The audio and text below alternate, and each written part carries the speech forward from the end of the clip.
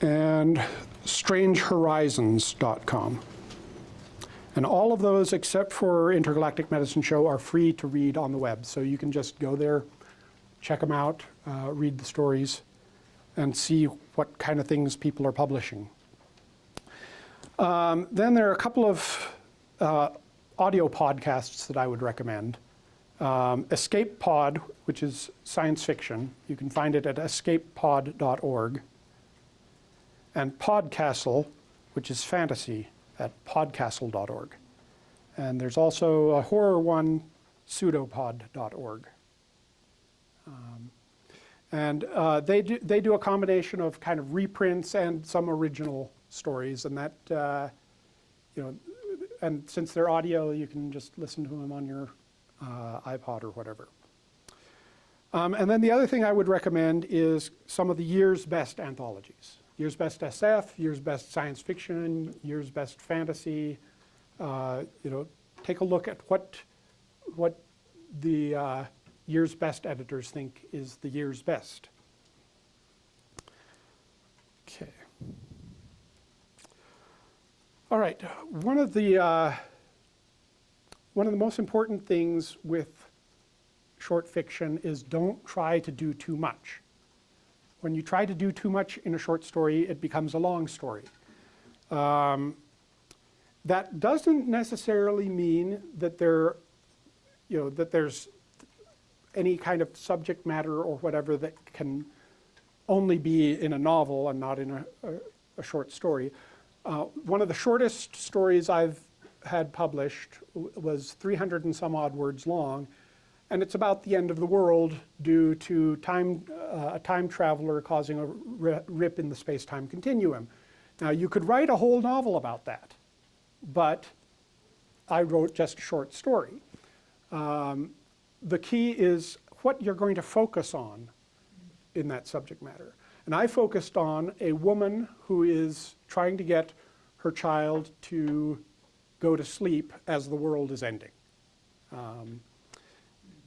And so by focusing it very narrowly on just two characters and really only one speaking part in the whole thing, that's how I was able to do a story in such a short number of words.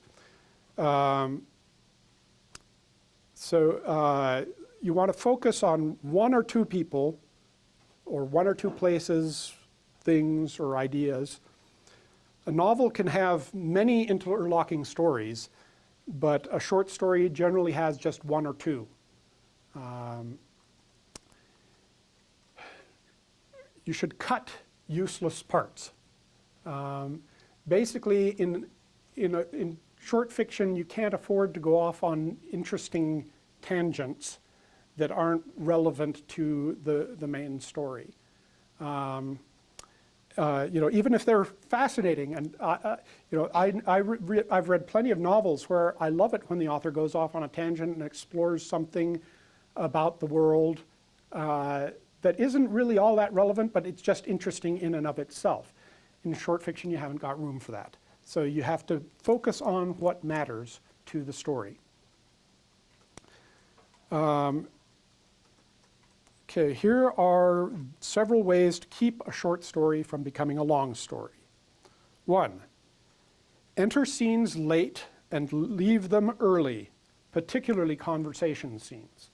So in other words, if two of your characters are going to have a conversation about something that's important to the plot, you don't have to have them say, "Hi Jim, hi Bob, how you doing?" All that kind of stuff. Cut to the most important part of the conversation.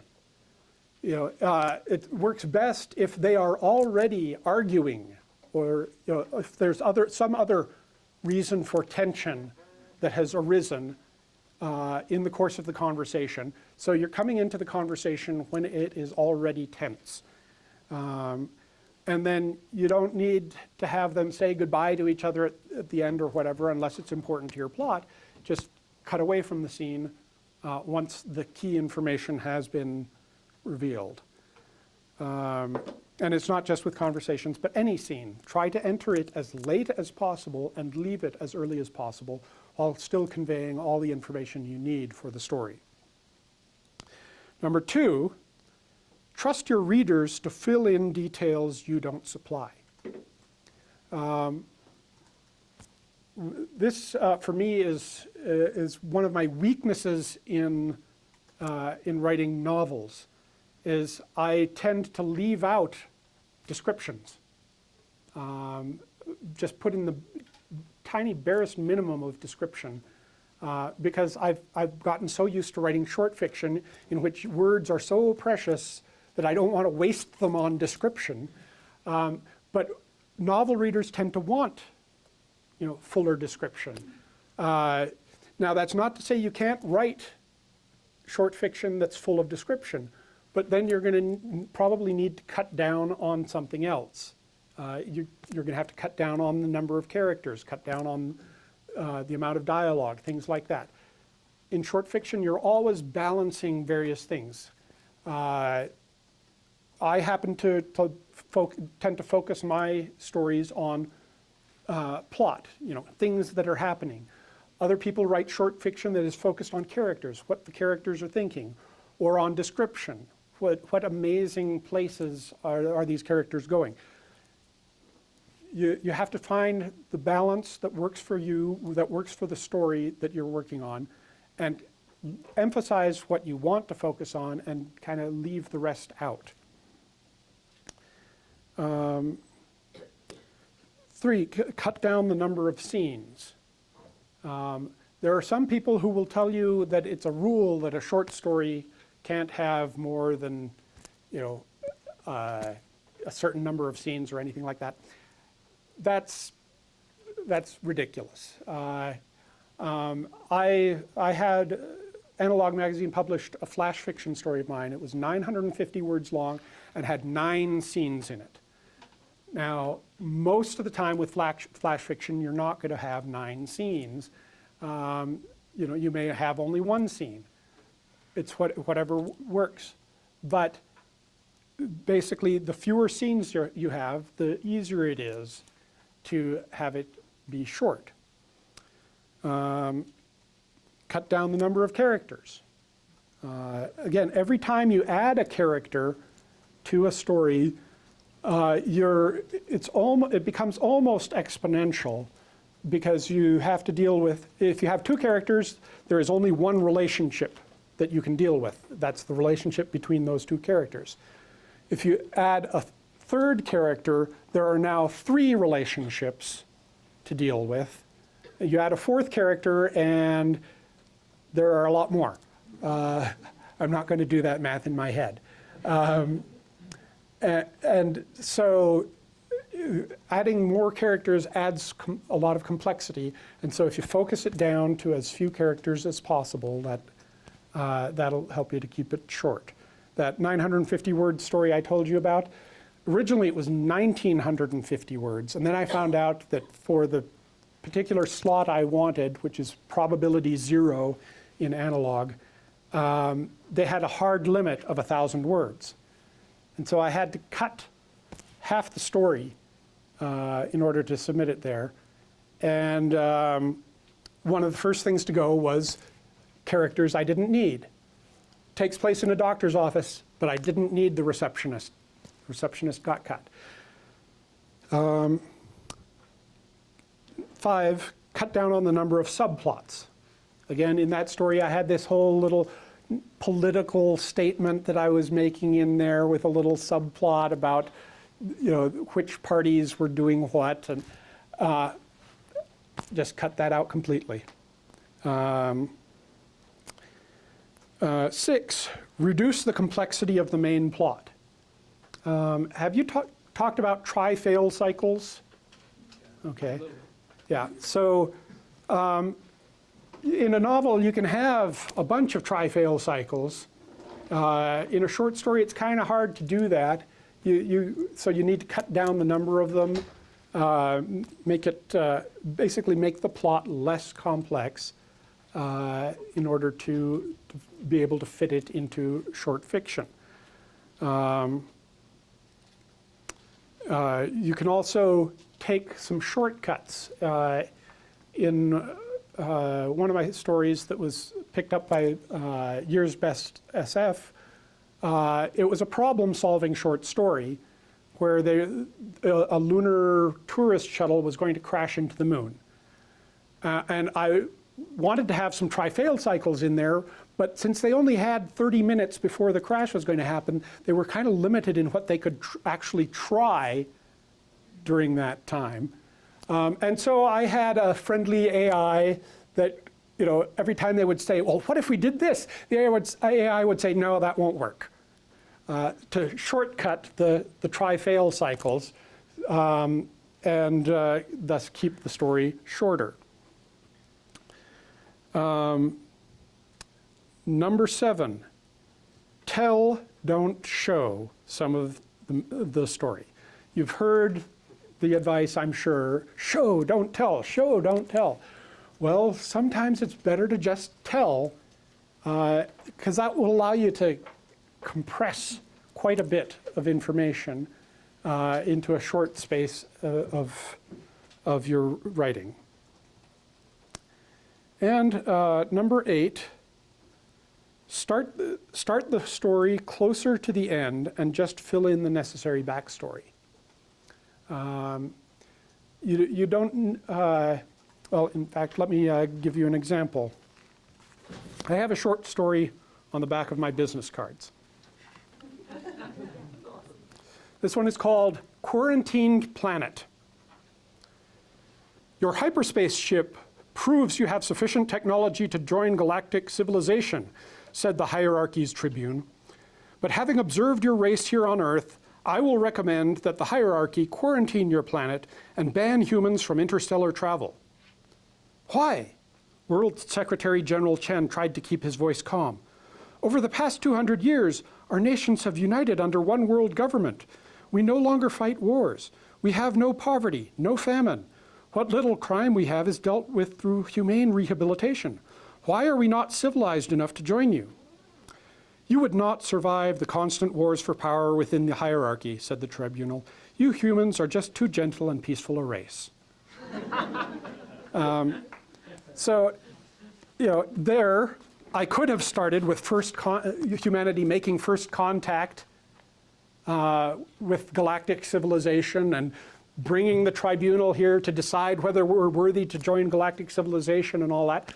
But to keep it short, I started it right near the end and just kind of, essentially let the reader fill in the backstory by, that obviously the tribunal's there to judge Earth, and we've been found wanting. So by starting the story just near the end, you can essentially leave out the beginning and middle of the story. You will also find some stories where they leave out the end.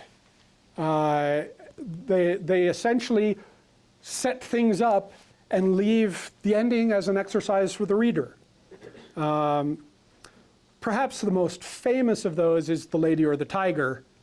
But there are plenty of stories where it'll essentially take you up to the climax, but the climax at that point is a foregone conclusion, and so they don't actually need to give it to you. So, okay.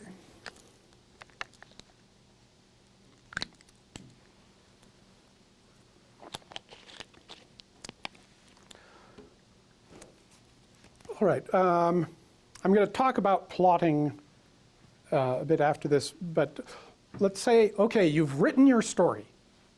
Now what do you do with it? Well, you find a place to submit it.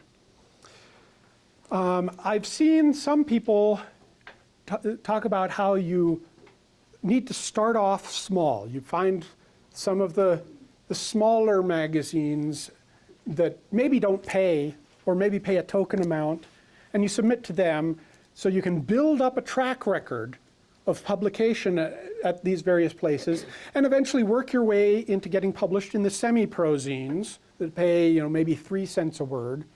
And finally, once you've got a good enough publication record, you can get into the pro magazines that are paying 6 cents a word and above. Now, the thing is, if you look at a lot of published authors, you will see that pattern in their publication. But what that meant was they weren't writing at a good enough level to get into the pro ones, and so they kept submitting and finally got published in some of the lower tier magazines. And their writing got better, and so then they got published in the semi-pros, and their writing got better, and finally they got published in the pros. But they weren't submitted, they didn't start off submitting at the low markets. They started off submitting at the high markets and worked their way down, finding the level at which the story would sell. So that is what you need to do. Start at the market you most want to be published in and work your way down. I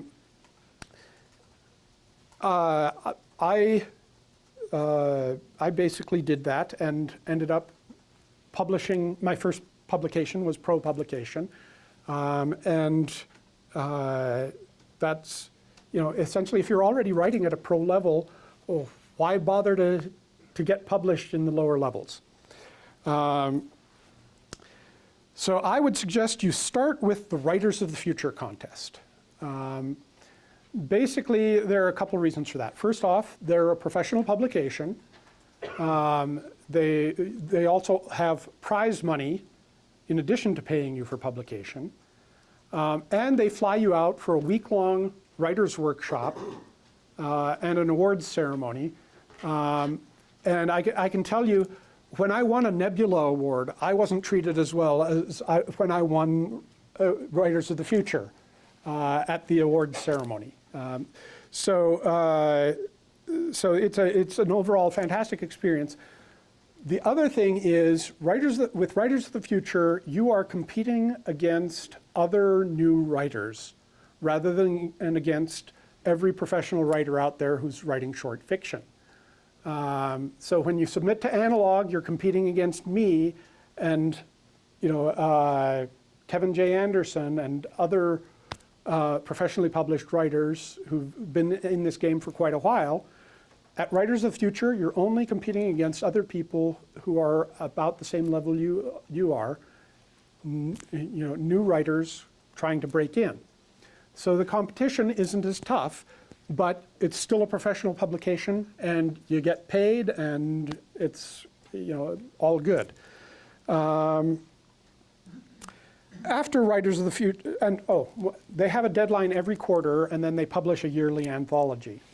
When I first decided, okay, I'm going to try to make this short fiction thing work, after I went to Orson Scott Card's week-long boot camp, he encouraged us to submit to Writers of the Future, and I said, okay, I am going to submit every quarter until one of two things happens.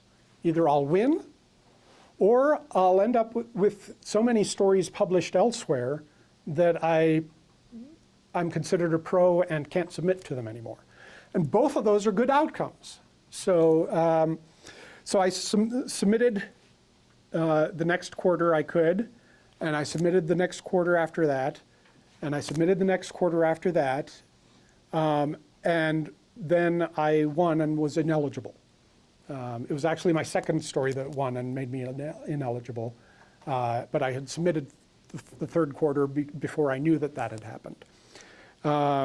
So I will challenge you to do that. If you want to write short fiction, then it's just one story per quarter. If you can't write a story per quarter, you probably shouldn't be writing short fiction, or you're Ted Chiang, who's one of the best-known most awarded short fiction writers, who only writes a story every couple of years or so.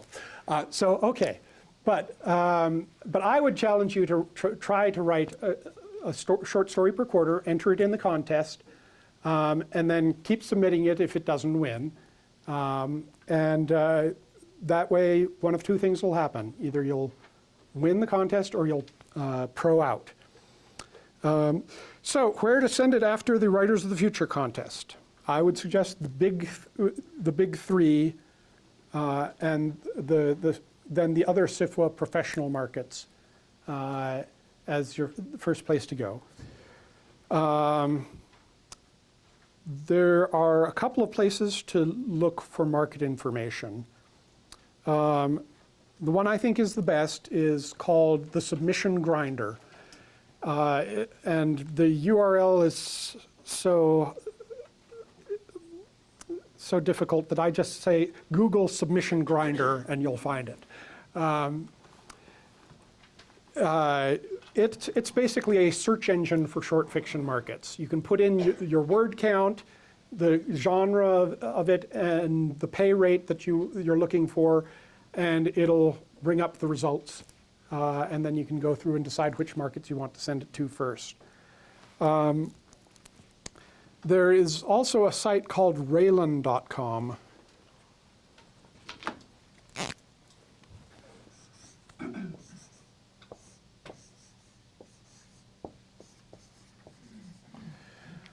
It's not organized like a search engine. It's basically a market list.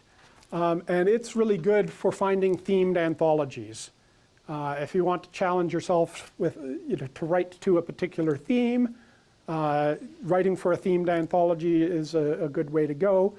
Now, if the story doesn't get accepted there, then that often means there are a lot of stories with that theme that suddenly start showing up at all the other professional markets. But my first sale to Analog was written for the All-Stars Zeppelin Adventure Stories anthology, and it didn't get in, but it ended up selling to Analog.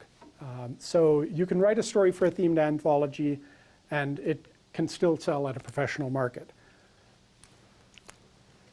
There's also a site, duotrope.com, that is kind of like the Submission Grinder. In fact, Submission Grinder kind of copied duotrope.com after Duotrope started charging. So it's $5 a month. They've got a lot of good information there, but it is something that they charge for. Okay, and the final point I want to make about this is you will be rejected. Don't let it get you down. I mentioned earlier that I had stopped writing short fiction for 10 years. I had written a story, while in class here at BYU that I thought, this is good enough, I can submit it. And so I submitted it to Writers of the Future, and it got rejected. And I submitted it to Marion Zimmer Bradley's fantasy magazine, which no longer exists. And it got rejected, and I thought, oh, I guess I'm no good at this writing thing, and I gave it up for 10 years. So, yeah.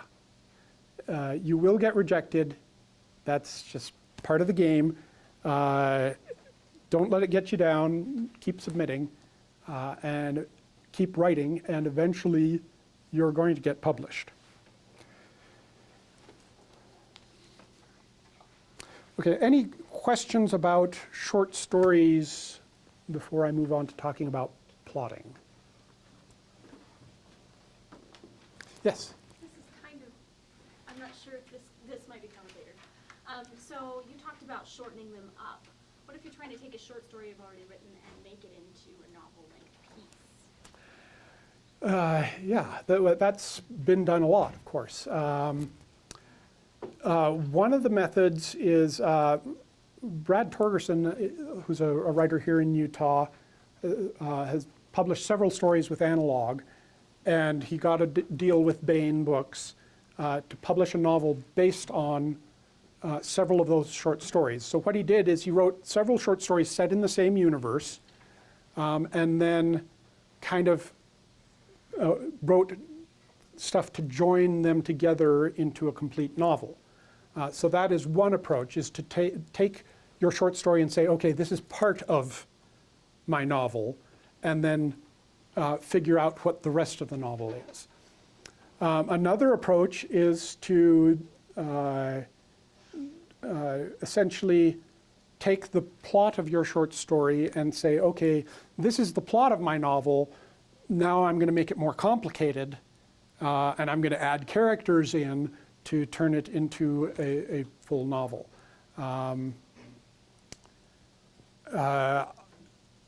to some extent, that's what Orson Scott Card did with Ender's Game. A lot of the middle of that book is the same as his original novelette, but he added on all the stuff on Earth before going to battle school, and added in a whole bunch of characters to expand that novel out. Yeah, those seem to me to be the two main ways that you could approach it. Any other questions? Yes? How does editing work? Do you do it all on your own? Can you sometimes submit and give you feedback, kind of revise before they accept it? Basically, I tend to use a writer's group to polish it up and get it into the best shape that I can before submitting it. Most of the stories I've sold, the editing requests have been fairly minimal. But sometimes it'll be something like, the first time this happened to me was the first story I sold to Analog. He said he liked it, but he felt that there was a problem with the environmentalist characters seeming too one-sided, and he wanted to know if I could fix that and fix a couple of other things and then resubmit the story. So I did, and he bought it at that point. I've also had an editor, this time at Intergalactic Medicine Show, say that after reading it, he liked it, but realized I had written an 8,000-word joke, and he wanted me to rework the ending. And he didn't have any specific suggestions on how he wanted me to rework it. He just wanted me to do it differently. And I did, and it worked out. It was a much better ending. He was right. But then there are some editors that will ask for substantial changes and will give you suggestions on how to go. Different editors have different editing styles. And you have to remember that if the editor wants you to change the story in a way that makes the story worse, in your opinion, then you don't have to do that. They may not publish it, but you don't have to do that. There have been at least 2 instances where the editor said, I'd like it, but could you change these things? And I was like, no, that's going away from my vision for the story. And the story eventually did get published. So,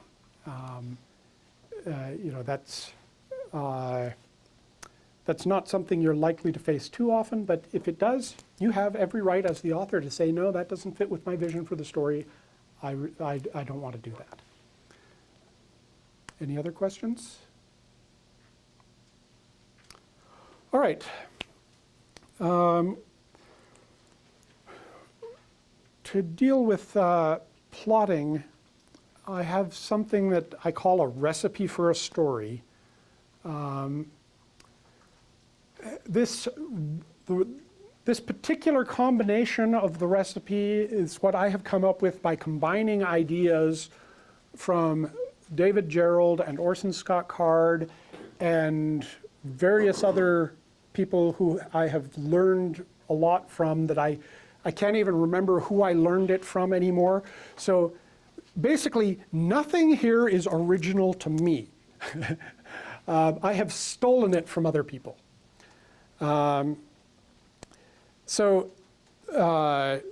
First off, when you're writing a story, there are 3 ingredients that, and the other thing is, this is a recipe for a story. It is obviously not the only recipe for a story. There are many, many different ways of writing a story. I'm just presenting this one because it's a way to build stories that tend to be satisfying in terms of, once the reader gets to the end, they go, oh, wow, yeah, that's a good ending for that story. And so this can be used for fiction at any length. So that's why I'm kind of separating this out from just talking about short stories. This is talking more about plotting. But the three ingredients are the hero, the setting, and the problem. So the hero, figure out who the hero is and why he or she is special. What do they most want? And what are they afraid of most? Okay, so those two questions, what does the hero want and what is the hero afraid of, are things you want to figure out. We're going to come back to those later. Then the setting, where and when the story happens. Think about what it's like to live there. Think about the culture. Think about the climate. Think about basically what that world, what that setting is like. And then a problem. Figure out what problem the hero faces. And it should be something that seems almost impossible to solve. Basically, if anybody can look at that problem and go, oh yeah, you just fix it by doing this, it's not going to be the kind of problem that's going to make for a story that has power.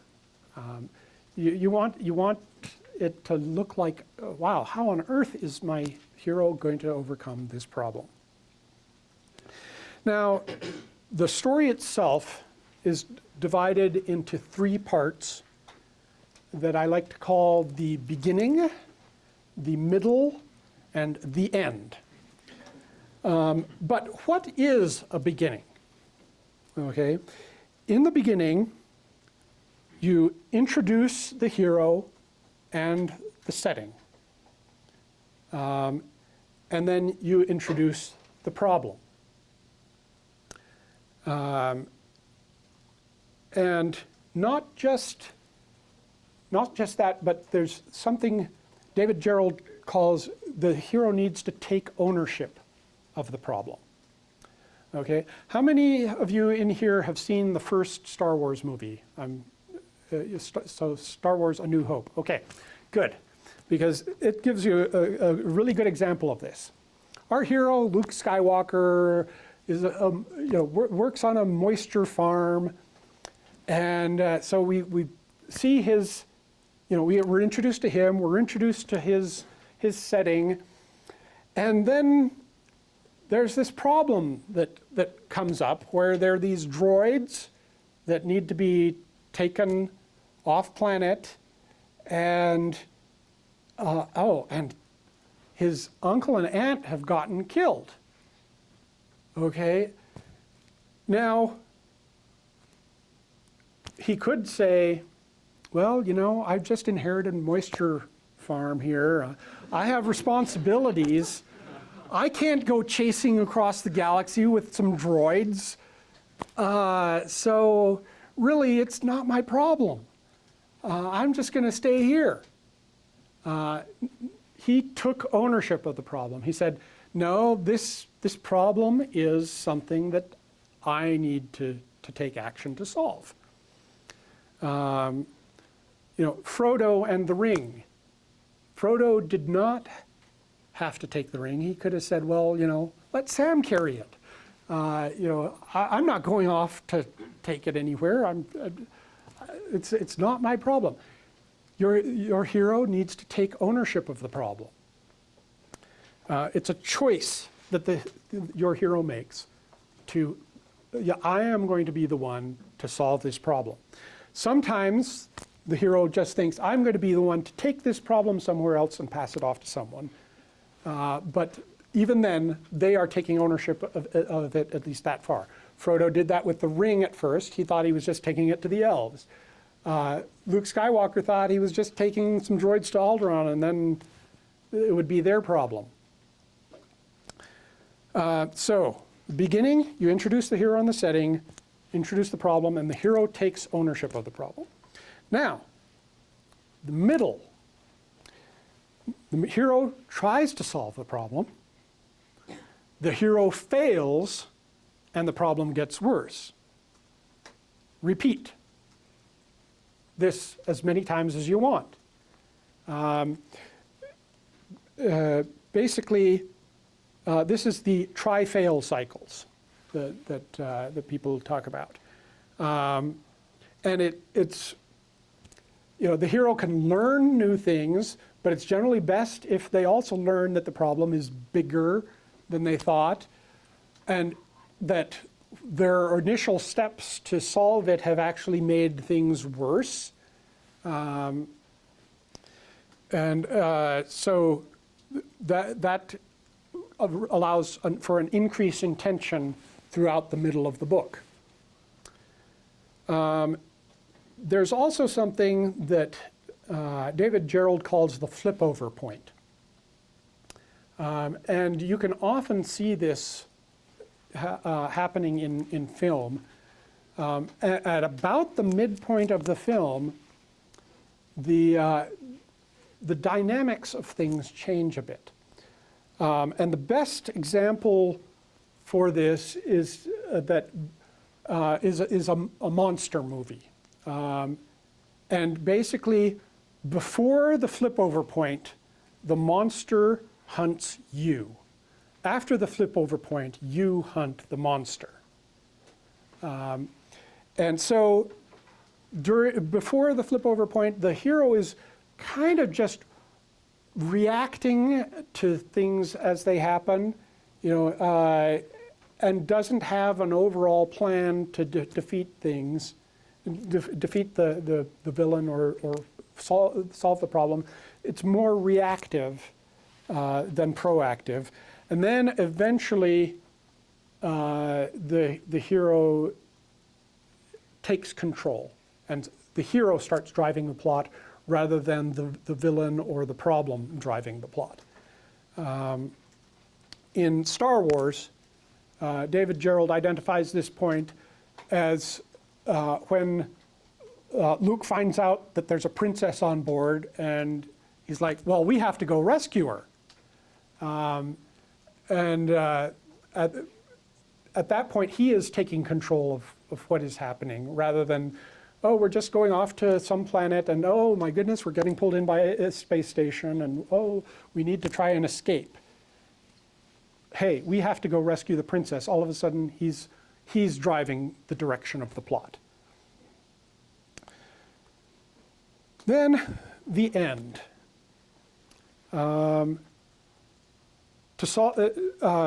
Basically, we've had him try to solve the problem and fail.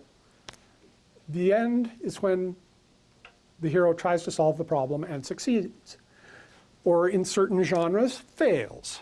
But for our recipe, we're going to have a good, happy story where the hero wins.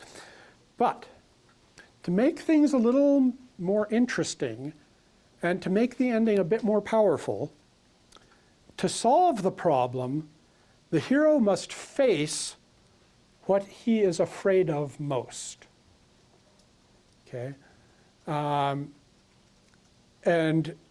the hero succeeds, and then, and we also talked about what the hero wants most. If at the climax the hero has to face what he's afraid of most, and also essentially sacrifice the thing he wants the most, that will tend to lead towards a very powerful ending.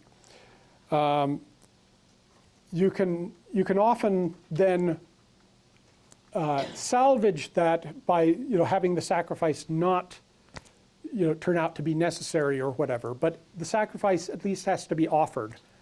And then the hero succeeds, and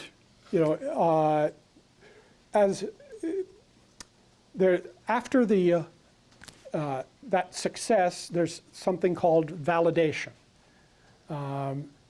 That basically shows, wow, it was all worth it. In Star Wars, there is the scene that does that. There's not any dialogue in the scene.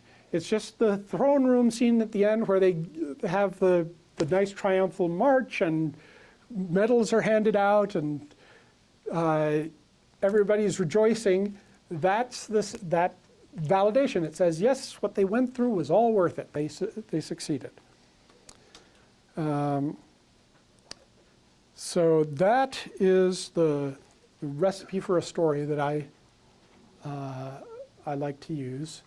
And so it provides a good framework for building a story.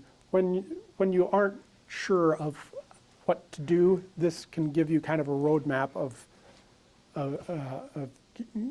building out your story. So any questions about that, or pretty much anything about writing that you think I might have some knowledge about, feel free to ask.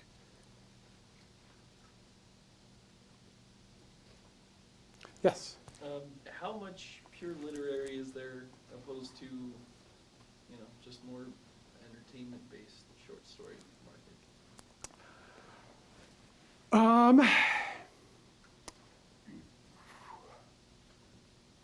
There are a lot of markets out there. In fact, we're kind of going through a rebirth of short fiction markets.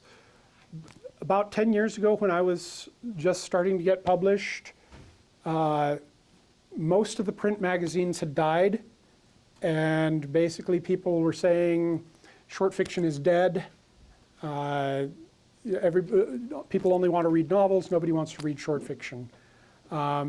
Since then, we've had a huge boom in the online markets, which have been successful because the costs are so low, other than paying your authors, that they can succeed where print magazines failed because of the costs of printing. And so because of that, there are a lot of markets out there that like stuff more toward the literary end, as opposed to just the kind of adventure type of fiction. So basically, I'd say at this point, the markets are out there. You just have to find them, and you can use the search engine I told you about to find them.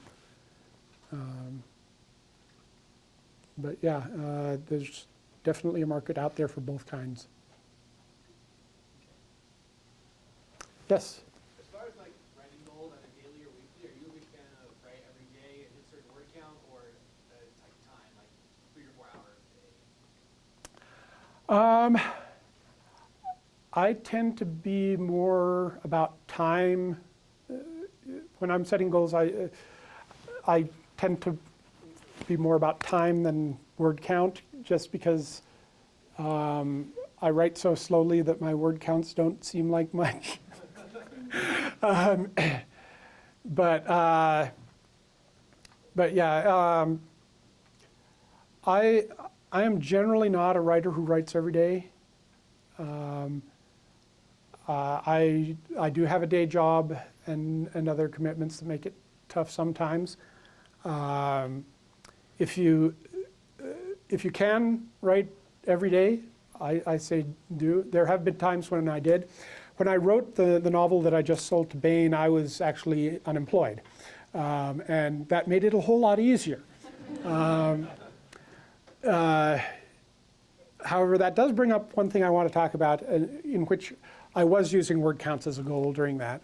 When I was writing that novel, somewhere in the middle, I was like, this is just awful. This is really a terrible, terrible novel, and nobody is ever going to want to publish this. At the time, I was participating in a novel writing contest for an online forum that I'm part of. And the contest would let you earn badges for various different things. And one of those was to write at least 500 words each day for 7 days in a row. And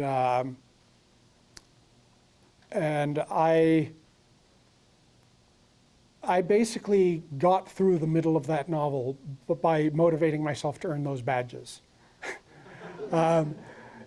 If it hadn't been for those badges, I'm not sure if I would have finished the novel. But I was like, well, at least I could earn a badge even if the writing's no good. Did you know how it was gonna end, or you just kind of like I knew how it was going to end, but I had to, you can't get to the end without slogging through the middle. Actually, you can. That's something I've since learned. I have written short stories out of order by skipping ahead to the parts that I wanted to write then, and then filling in what needed to happen to get in between once I had a much clearer picture of what was going to happen. But yeah, ways to motivate yourself with word counts can be a good thing.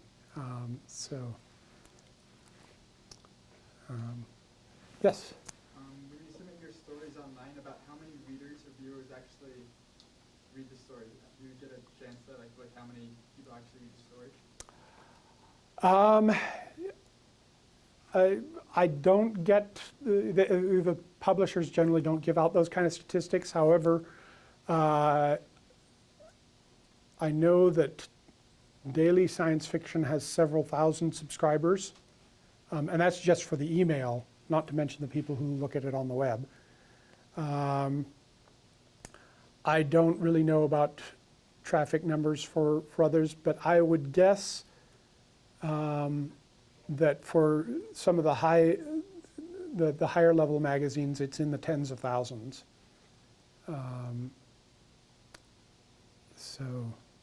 Yeah. The print magazines have been in a long, slow decline in terms of their circulation figures, but e-book editions have reversed that decline. They're not anywhere back where they used to be. I have an analog from like 1980 something that had the circulation figures, because print magazines would publish those once a year. Analog circulation was 125,000. In recent years, it's been about 25,000. So you can see there's been a huge decline. However, with ebook sales, their numbers have started to climb back up. Not anywhere near that yet, but they have started to climb up. The largest circulation science fiction magazine in the world is SF World in China, which has about 1 million readers. So, yes? Can you talk to us a little bit about rights? And I've heard that they revert back to you, like after they're done or something? Yeah, most short fiction magazines ask for first publication rights, and they are generally, they ask for an exclusivity period. I would say that generally you shouldn't sign an exclusivity period longer than 1 year unless there's a really good reason to do so. In my case, I did sign a 3-year exclusivity agreement on a short story in an anthology called Blood Light, because it was an anthology being put together by the Horror Writers Association, and they had a whole bunch of big name authors, and I was a small name author, and the chance to be in that anthology where a bunch of Jim Butcher fans might end up reading my story and liking me as an author made it worthwhile for me. Analog only asks for 1 month of exclusivity. But yeah, generally you will, and after that exclusivity is over, you can sell it as a reprint to any place that takes reprints. You can also sell it in translation to various places. So I've had stories published in Hebrew, in an Israeli magazine, in Russian, in Finnish, a few other languages. Those in English? Oh yeah, you submit them in English and they translate them. Yeah, you don't have to translate them. They will translate them. Good, Google Translate wouldn't get the nuances. No.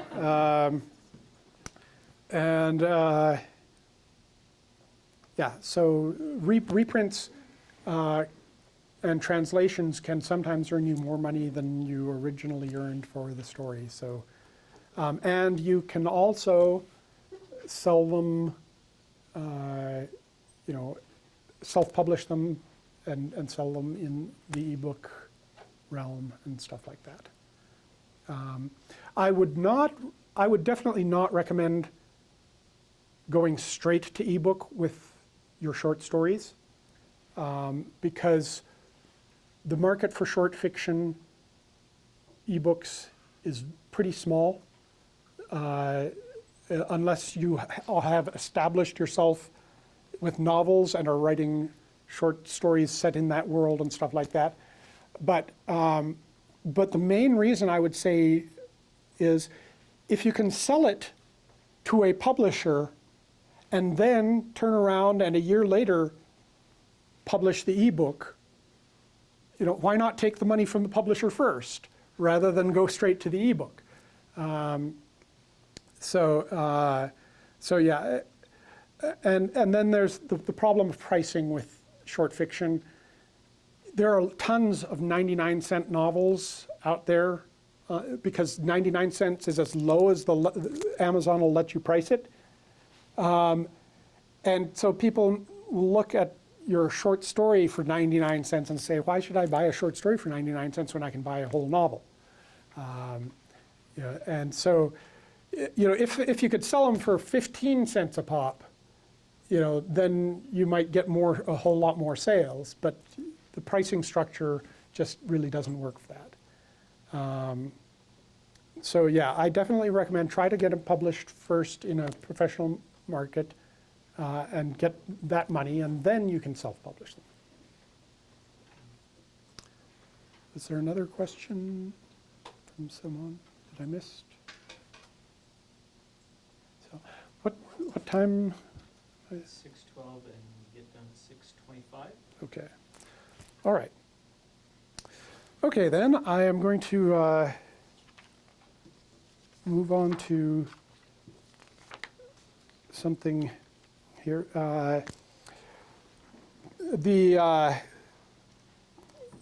Katie Wentworth used to be the preliminary judge for Writers of the Future.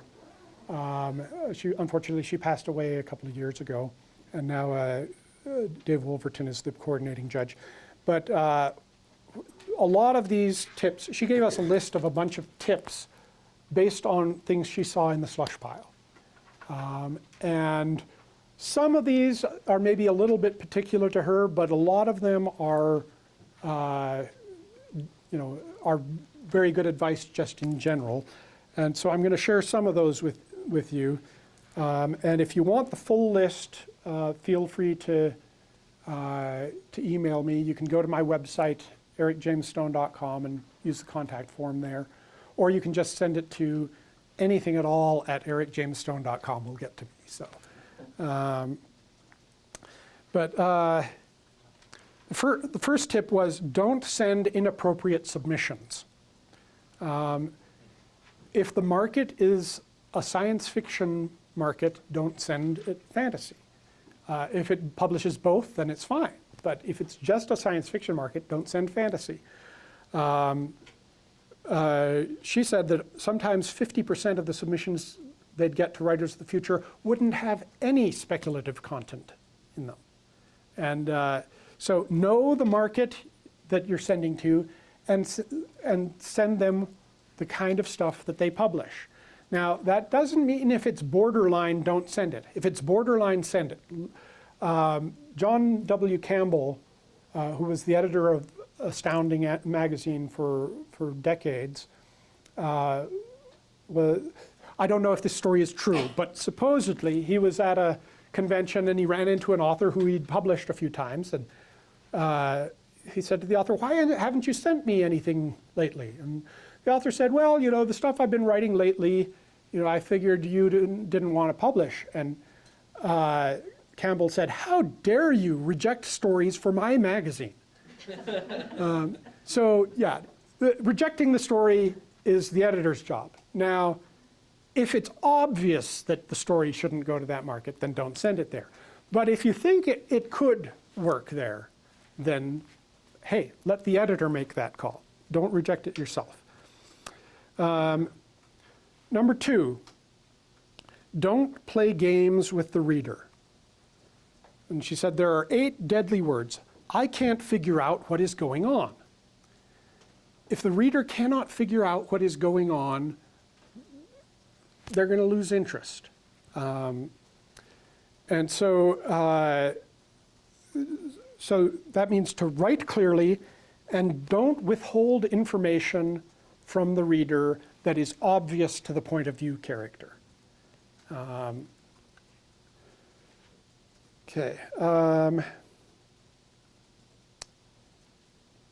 Avoid overwritten beginnings. You'll hear how important the first sentence or the first paragraph or the first page is, and some people will go all out trying to just show off their literary prowess and everything. And so if the editor sees something like Frank's dual orbs of sight, that's way overwritten. Okay, Frank's eyes are not dual orbs of sight. Okay, well maybe they are, but you shouldn't write about them like that. Things like 5 adjectives in a row and stuff like that. Don't do that. Another one here, avoid word pictures that force the reader to see everything. Yeah, you want to show things to your reader, but don't force them to look at everything. You can describe, you can give the hint of what the room is like, and that's enough for the reader to kind of get a picture for it. They'll imagine a lot of things. And so don't force them to see everything. Let's see. Don't count on your title to get noticed. Titles are important, but as far as the editor is concerned, they may forget what your title is, before they've finished the first page. Don't count on your title to get you noticed. You need to have something in the story itself that is going to grab the editor.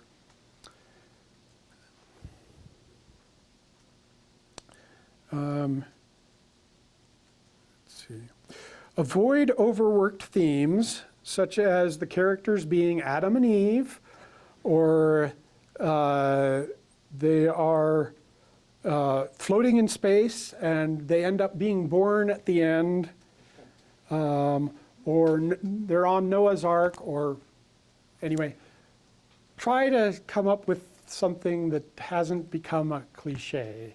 There are, in fact, several websites out there that will have a list of essentially plots we see too much of. StrangeHorizons.com, in their submission section, has a nice list of things they just see way too often.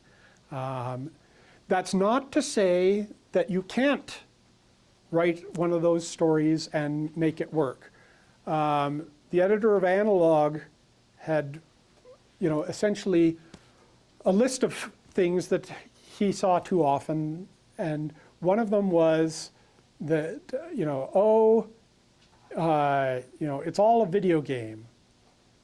Well, Orson Scott Card took that and did a pretty good twist on it and ended up getting published. So don't. But generally, you need to have a pretty good twist on it that someone hasn't done before to make it work.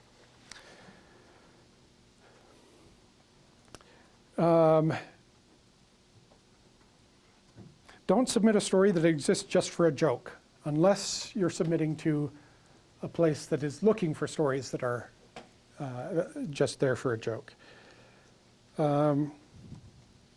Avoid bad, over-the-top metaphors. Words fell from his mouth like rancid spinach.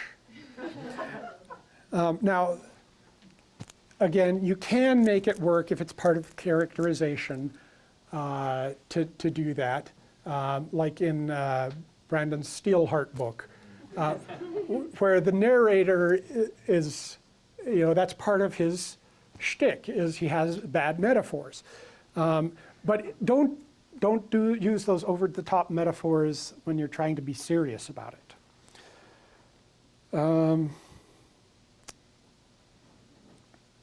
Let's see.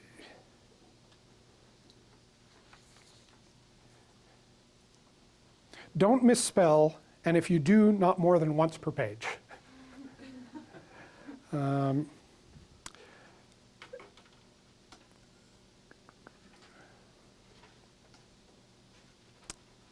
Okay, this one here is very important to me because as an assistant editor for Intergalactic Medicine Show, I read a lot of what's kind of the mid-level slush, the slush that's made it past our first reader, or that's submitted by people who've been published in the magazine before, or have other connections that allow them to bypass the low-level slush.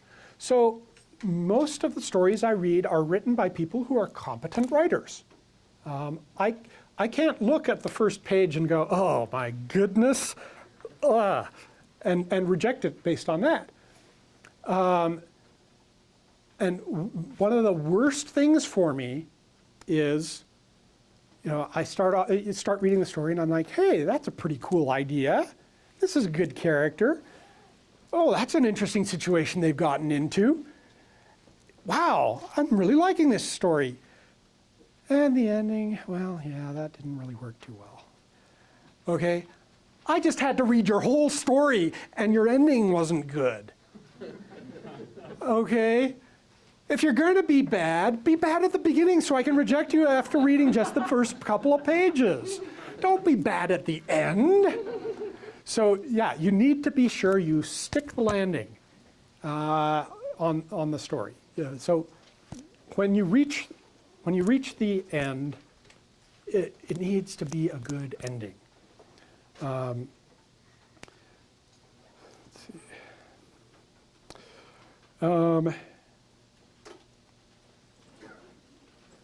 Don't start with poetry you've written yourself. It's okay to begin with a short quote from someone famous, maybe. Don't use made-up words with extra apostrophes. Don't use made-up words that are unpronounceable or have no vowels.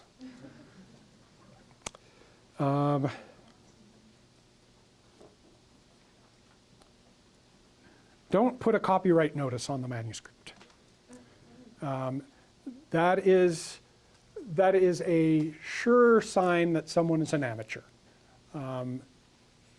Essentially, your words are copyrighted when you write them. You don't have to put a copyright notice on them for them to be copyrighted. Your manuscript that you're sending around, every editor knows that your manuscript is copyrighted. They don't need a copyright notice from you telling them that. And when they see that, they know, oh, this is somebody who doesn't know what they're doing.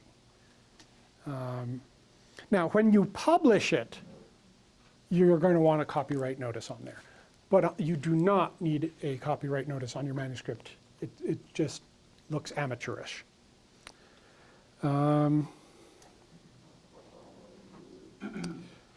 Avoid heavy-handed foreshadowing. Little did she know that this was going to be the last night she had on this planet.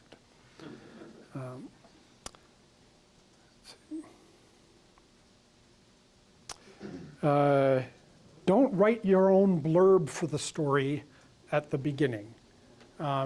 If you know, a lot of magazines will have a little blurb about the story to let readers know, hey, this is what the story's about, a little teaser for the story.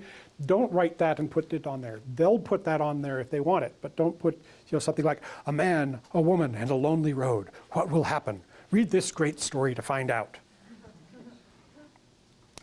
Don't go overboard on the first sentence. This ties back a bit to what we were talking about earlier. but we as the reader need to believe that first sentence.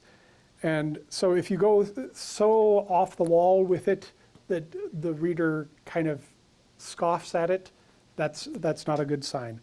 The example sentence they gave at the time was, "After I fished Albert Einstein's eyeball out of my martini."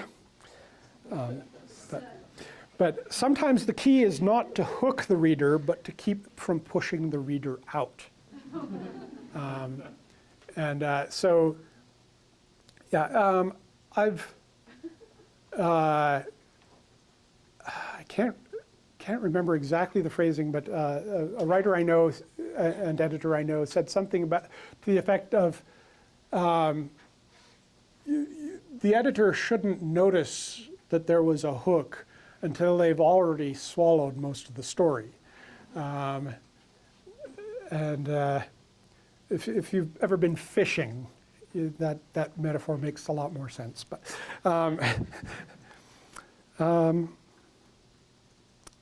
yeah, so I haven't given all of them here because of time. But if you want to get that list, you can just email me, say, hey, I was in Brandon's class. Can you send me the Writers of the Future tips? And I'll be happy to send that to you. This is something I haven't put on my blog because I like to use it as, secret information to pass on to the select few.